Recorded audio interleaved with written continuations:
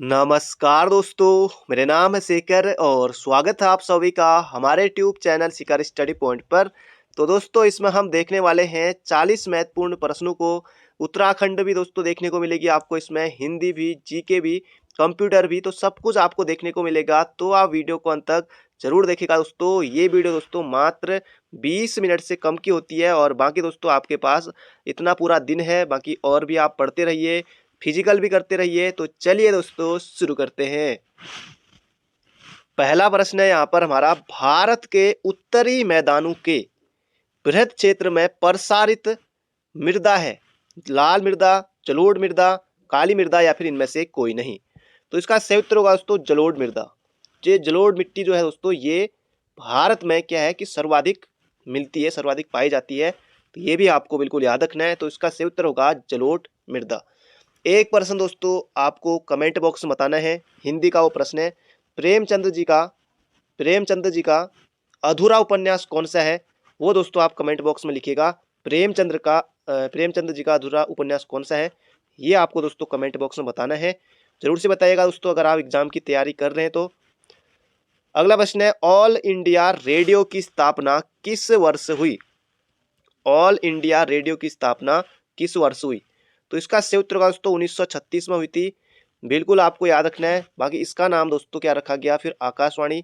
आकाशवाणी दोस्तों किसके सुझाव पर रखा गया?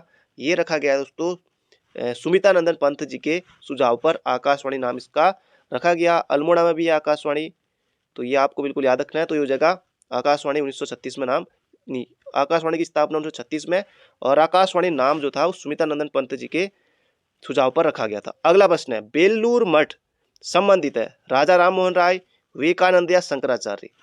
तो बेलूर मठ दोस्तों ये हो जाएगा विवेकानंद से है। बिल्कुल आपको याद रखना है, बेलूर मठ स्वामी विवेकानंद से संबंधित है। और इसी दोस्तों जो बेलूर मठ है, यहीं स्वामी विवेकानंद की मृत्यु भी यहीं हुई थी 1902 में। तो ये भी आपको बिल्कुल याद रखना है। तो बढ़ते हैं दोस्तों अगले प्रश्न की तरफ। सभी के सभी प्रश्न दोस्तों आयोग ने ये पूछे हुए हैं, हल्के में आपको बिल्कुल नहीं लेना है। बाकी आपने पढ़ा है, रिवीजन के लिए, प्रैक्टिस के लिए काफी अच्छा है। अगला प्रश्न है, चार मीनार में स्थित है। यहाँ पर आपको भरना रहेगा चार मीनार कहाँ स्थित है। तो ये हो जाएगा दोस्तों हैदराबाद में है चार मीनार। बिल्कुल आपको याद रखना है चार मीनार कहाँ है, तो हैदराबाद में। अगला प्रश्न है, प्रसिद्ध नीलकंठ मंदिर किस जनपद में स्थित है? तो नीलकंठ मंदिर दोस्तों ये हो जाएगा यहाँ पर हमारा कहाँ स्थित है? पौड़ी में। नीलकंठ पर्वत दोस्तों कहाँ है? बाकी बहुत सारी चीजें होंगी उत्तराखंड में या और भी। नीलकंठ पर्वत को दोस्तों क्या कहा जाता है? गढ़वाल क्वीन कहा जाता है। चमोली में है। 65-97 मीटर दोस्तों इसकी ऊंचाई है नीलकंठ पर्वत की। और नीलकंठ मंदिर दोस्तों पौड़ी में है। नीलकंठ महादेव मंदिर, ताड़केश्वर महादेव पौड़ी में है, एकेश्वर महादेव पौड़ी में है, कमलेश्वर मंदिर, धारी देवी मंदिर, बाकी बहुत सारे मंदिर है पौड़ी में। अगला प्रश्न है, बद्रीनाथ किस नदी के किनारे स्थित है? ये आपको दोस्तों बताना है। बद्रीनाथ धाम किस नदी के किनारे स्थित है? दोस्तों कपाट भी खुलने वाले हैं। तो इसका सही उत्तर होगा दोस्तों किस नदी के? ये हो जाएगा अलकनंदा के। अलकनंदा के। और मंदाकिनी दोस्तों किसके हैं? नहीं, मंदाकिनी नहीं दोस्तों, ये केदारनाथ धाम जो अपना, ये दोस्तों मंदाकिनी नदी के तट पर है। तो ये आपको बिल्कुल याद रखना है। बद्रीनाथ पूछा है, ये हो जाएगा अलकनंदा। ये भी आपको बिल्कुल याद रखना है। सर्वाधिक दोस्तों जो तीर्थ यात्री होते हैं वो दोस्तों कहाँ आते हैं? वो आते हैं दोस्तों बद्रीनाथ में ही आते हैं, क्योंकि बद्रीनाथ काफ़ी नज़दीक है, मतलब कि रोड में ही है। तो थोड़ा यहाँ ज़्यादा पर्यटक आते हैं। बाकी और जगह भी आते हैं, जैसे कारबेट है। कारबेट में दोस्तों बहुत से पर्यटक आते हैं। कारबेट राष्ट्रीय उद्यान में, ये भारत में भी शून्य भारत नहीं, मतलब कुछ टाइम पहले की न्यूज़ है कि सबसे ज़्यादा पर्यटक यहीं आए थे कारबेट में करके। तो ये आ सकता है कि सर्वाधिक पर्यटक किस धाम में आते हैं, तो बद्रीनाथ आपको याद रखना है। बढ़ते हैं अगले प्रश्न की तरफ।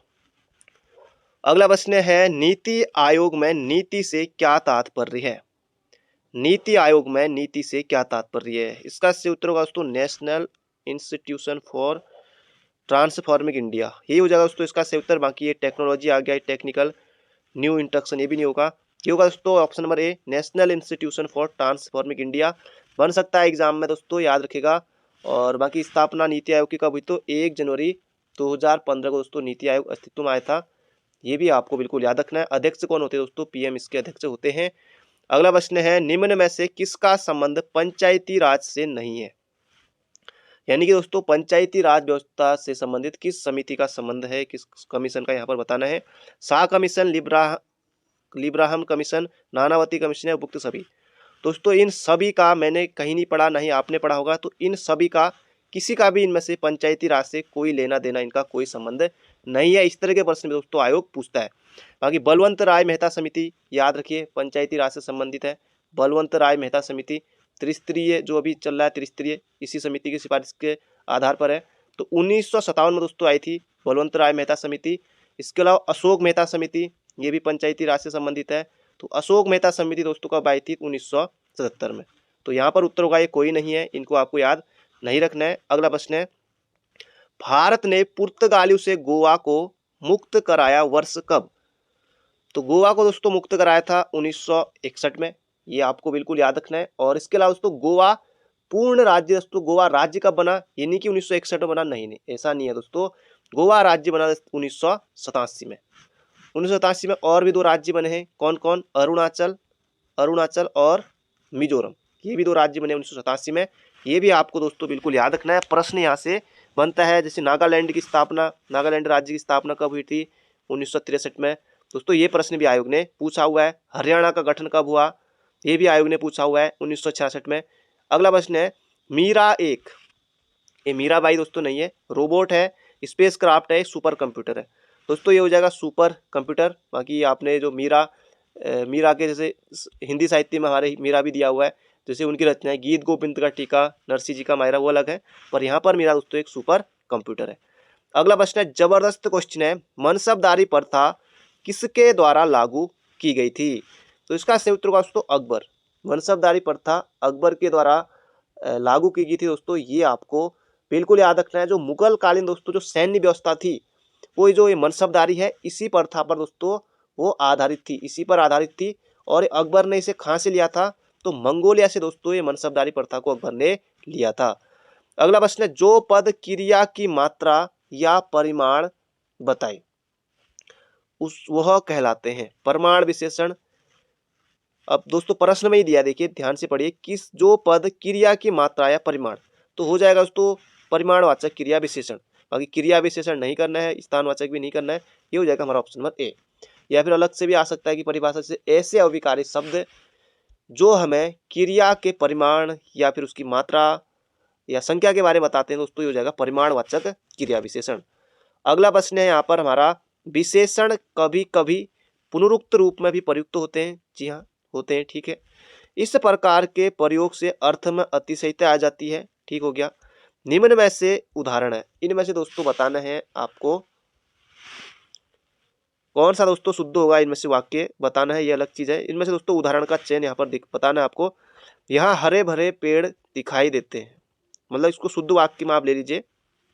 यहाँ हरे लंबे पेड़, इसमें नहीं, यहाँ हरे भरे पेड़ दिखाई देते हैं, या यहाँ हरे भरे या फिर हरे हरे पेड़ दिखाई देते हैं। तो दोस्तों इसका जो सही उत्तर होगा वो क्या होगा? होगा दोस्तों ऑप्शन नंबर ए, यहाँ हरे हरे पेड़ दिखाई देते हैं, या यहाँ हरे भरे पेड़ दिखाई देते हैं। कौन सा दोस्तों ज़्यादा सही होगा? लेकिन दोस्तों जो उत्तर दिया गया था वो ऑप्शन नंबर ए दिया गया था, ये हो जाएगा हमारा ऑप्शन नंबर ए। तो आयोग के अनुसार ही हम चलेंगे। अगला प्रश्न है, शुद्ध वाक्य का चयन कीजिए। कर लेते हैं। कर्मचारियों की रेलवे में गिरफ्तारी हुई। रेलवे के कई नहीं, रेलवे के कई नहीं दोस्तों, रेलवे के कई नहीं, कई कर्मचारियों, रेलवे के कई कर्मचारियों की गिरफ्तारी हुई। रेलवे ने कई कर्मचारियों की गिरफ्तारी की, ऐसा भी नहीं होगा, ये होगा हमारा ऑप्शन नंबर सी। महत्वपूर्ण प्रश्न है दोस्तों, बाकी याद रख लीजिएगा, ये आपको रटना नहीं होता है, समझ थोड़ा थोड़ा ऑप्शन हटाएंगे तब भी आप कर लेंगे, इतना घबराने की जरूरत नहीं है। मिश्र वाक्य यहाँ पर हम चुनते हैं, मिश्र वाक्य बताना है, चयन करना है यहाँ पर। शीला आपको अपना बड़ा भाई मानती है।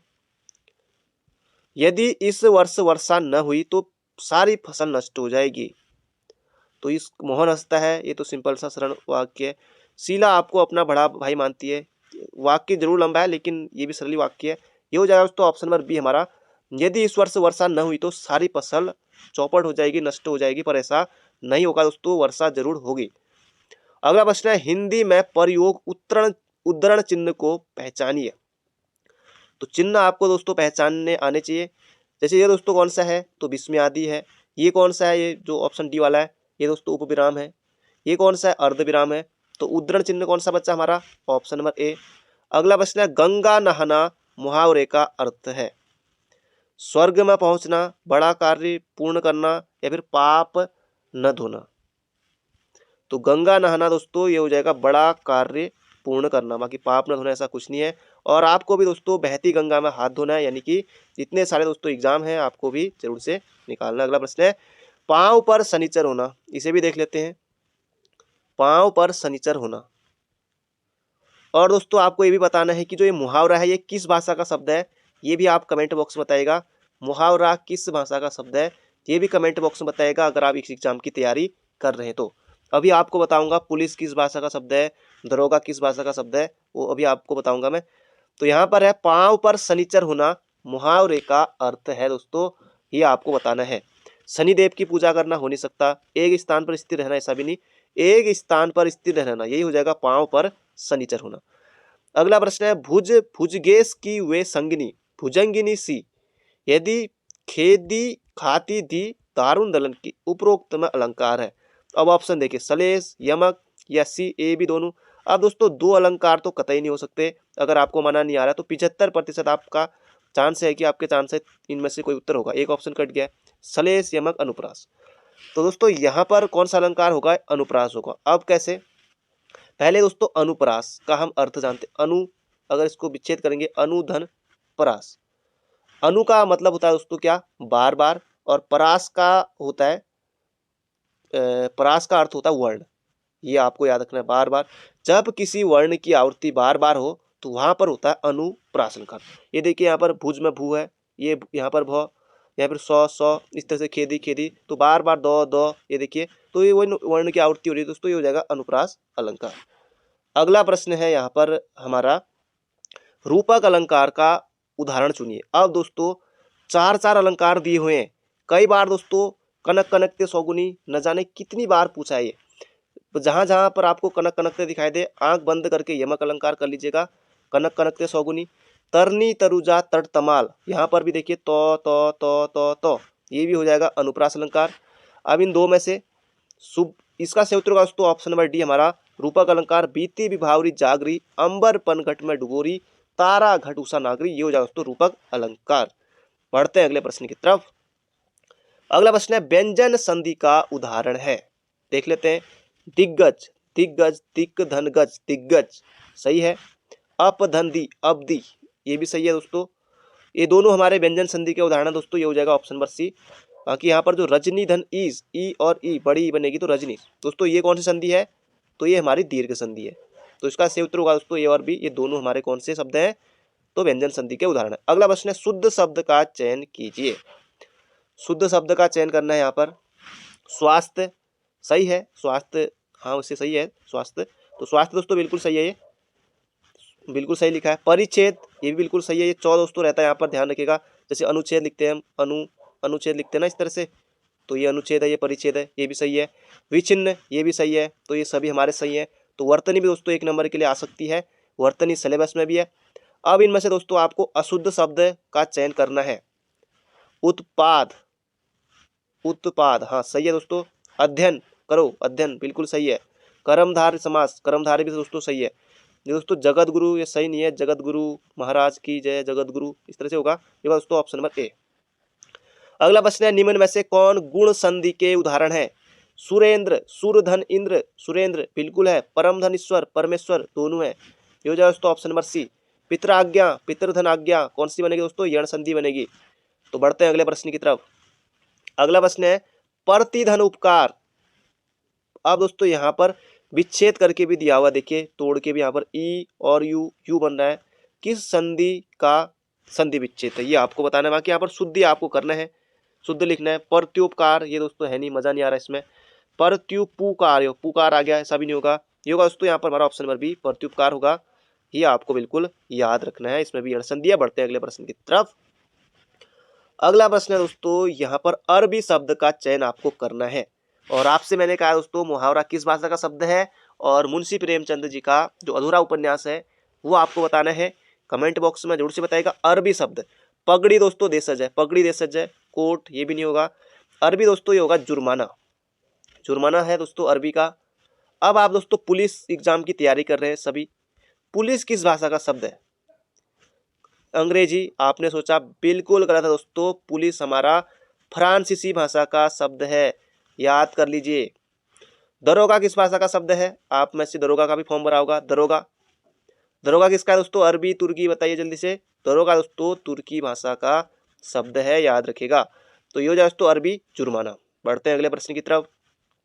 अगला प्रश्न है अग्नि का पर्यायवाची शब्द है। हई, बाजी, हई, घोड़ा, घोटक, ये हो गया। दैत्य, राक्षस, असुर, ये हो गया। ये होगा दोस्तों अग्नि का हुतासन। तो ऑप्शन नंबर बी, अग्नि, वैश्वानर, ज्वाला, धूमकेतु, धूम धूम धूम धूम धूमकेतु। वैसे भी अग्नि मतलब आजकल जंगलों में फायर सीजन शुरू हो गया है। जो फॉरेस्ट गार्ड में भर्ती हुए हैं ये इनके लिए मतलब चैलेंजिंग भरा रहता है ये सब। थोड़ा 15 फरवरी से दोस्तों फायर सीजन शुरू हो जाता है। तो यहाँ पर उत्तर होगा दोस्तों हुतासन। अगला लौकिक का विलोम शब्द है। लौकिक, सार्थक, दुष्कर, अलौकिक या लौकी। ऑप्शन नंबर डी लौकी। तो लौकिक का दोस्तों क्या होगा? अलौकिक होगा हमारा ऑप्शन नंबर सी। बिल्कुल दोस्तों आपको बिल्कुल याद रखना है, मजे से पढ़ना है, कोई ऐसी दिक्कत नहीं है। अगला प्रश्न है गजबंदन, विघ्नेश, मूषक वाहन, गजानंद महाराज पधारो।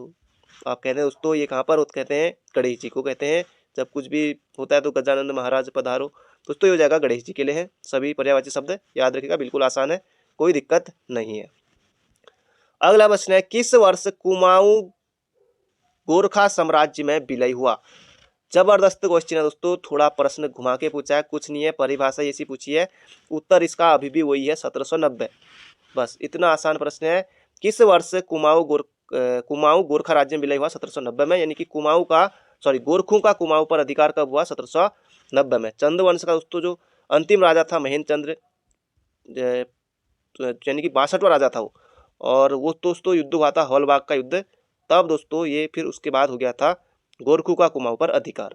अगला प्रश्न है उत्तराखंड में कितने नगर निगम है? दोस्तों ये जगह 9 नगर निगम है, 9 है, ये आपको बिल्कुल याद रखना है। पहले 8 थे, अब 9 हो गए। श्रीनगर नया नगर निगम है। अगला प्रश्न है सीपीयू का कार्य निष्पादन प्राय मापा जाता है। पहले दोस्तों जब मैं उत्तराखंड, मुझे पता नहीं था, 2019 तक लगभग मैं सोचता था जो श्रीनगर है ये उत्तराखंड में, तो श्रीनगर जम्मू कश्मीर होगा, मुझे इतना तक भी नहीं पता था। बिल्कुल सही बात है, उससे पहले तक। अगला प्रश्न है सीपीयू का कार्य निष्पादन प्राय होता है दोस्तों, ये हो जाएगा एम्पियर घंटा। ऑप्शन नंबर ए होगा इसका बिल्कुल सटीक उत्तर। अगला प्रश्न है कुमाऊं मंडल के निम्न विधानसभा क्षेत्रों में से कौन सी एक सीट अब गढ़वाल संसदीय क्षेत्र में शामिल होगी? द्वाराहाट, सल्ट दोस्तों अल्मोड़ा की है, जसपुर दोस्तों उधम सिंह नगर में है ये होने को। दोस्तों ये कोई नहीं है, ये आपको बताया, ऑप्शन नंबर डी होगा इसका सही उत्तर। प्रश्न दोस्तों आयोग कैसे भी पूछ सकता है, ये देखिए प्रश्न पूछने का एक तरीका ये भी है, बिल्कुल नया तरीका। अगला प्रश्न है हिंदुस्तान मशीन टूल्स स्थित है दोस्तों, अभी बंद हो गई है, रानीपुर हरिद्वार में है, रायपुर देहरादून ये हो जाएगा दोस्तों, यहाँ पर हमारा रानी बाग में है, बंद होगी एचएमटी कारखाना। अगला प्रश्न है बोको हरम इस्लामिक उग्रवादी दल निम्न में से किस देश की सरकार के साथ संघर्ष में संलग्न है? दोस्तों उस समय रहा होगा, ये हो जाएगा नाइजीरिया। पुराना प्रश्न है। अगला प्रश्न है भारत का सर्वोच्च नागरिक सम्मान है। बिल्कुल आसान प्रश्न है दोस्तों, भारत रत्न है, भारत भूषण भी दिया है ऑप्शन में, देखिए भारत रत्न हो जाएगा, 1954 में स्थापना हुई थी। अगला प्रश्न है यहाँ पर हमारा पंचेश्वर बांध का निर्माण किन नदियों के संगम पर प्रस्तावित है? यमुना और टॉन्स दोस्तों देहरादून में है, गंगा यमुना नहीं होगा, ये होगा दोस्तों सरयू और काली। पंचेश्वर बांध निर्माण सरयू और काली पर प्रस्तावित है दोस्तों। 315 मीटर ऊंचा बनेगा, फिलहाल अभी तो शुरू नहीं हुआ है। और बाकी दोस्तों अगर जो डूब गांव में एक बार जब नापने आए थे, जब मैं भी छोटा था, मतलब कि स्कूल पढ़ता था उस समय, तो हमारे गांव के लगभग नीचे तक ये उस समय सर्वे करने के लिए आए थे डूब क्षेत्र में कि कहाँ कहाँ तक ये आ सकता है करके। तो ये हो जाएगा दोस्तों सरयू और काली पर। अगला प्रश्न है निम्न में से कौन यमुना बेसिन में मत्स्या खेत से संबंधित है? दोस्तों ये हो जाएगा जो मोड़ मेला होता है, मोड़ मेला, मत्स्या खेत यानी कि मोड़ मेला, ये हो जाएगा दोस्तों मोड़ मेला से संबंधित है, हो जाएगा मोड़ मेला। बिल्कुल आसान प्रश्न है, ऐसा कुछ नहीं, होली हनोल नहीं होगा, मोड़ मेला इसका सही उत्तर है। अगला प्रश्न है निम्न में से किस जिले की जनगणना 2011 के अनुसार सबसे कम जनसंख्या है? चमोली, पौड़ी, उधम सिंह नगर या फिर बागेश्वर। उधम सिंह नगर दोस्तों क्षेत्रफल जरूर कम है दोस्तों, लेकिन जनसंख्या में दोस्तों हरिद्वार, देहरादून, उधम सिंह नगर तीसरे नंबर पर आता है, उधम सिंह नगर। तो ये हो जाएगा दोस्तों इनमें से अगर देखें तो बागेश्वरी है इनमें से, चंपावत है नहीं ऑप्शन में, तो हम बागेश्वर करेंगे, बागेश्वरी है वैसे, चंपावत का क्षेत्रफल कम है, तो ये हो जाएगा दोस्तों बागेश्वर ऑप्शन नंबर ए। तो ये आपको याद रखना है। अगला प्रश्न है, ऋग्वैदिक देवता जिसका उल्लेख अवेस्ता में नहीं है। वरुण, इंद्र, इन दोनों का दोस्तों है, वरुण का भी है और इंद्र का भी है। तो अग्नि दोस्तों इसका सही उत्तर होगा, अग्नि का ऋग्वैदिक देवता जिसका उल्लेख अवस्था में नहीं है, हो जाएगा दोस्तों अग्नि। तो ये थे दोस्तों आज के हमारे महत्वपूर्ण प्रश्न। बाकी मिलते हैं बहुत जल्दी एक नई वीडियो में। Thank you friend, thank you so much. बाकी तैयारी करते रहिए, अपना ध्यान रखिए, स्वस्थ रहिए, मस्त रहिए, मिलते हैं।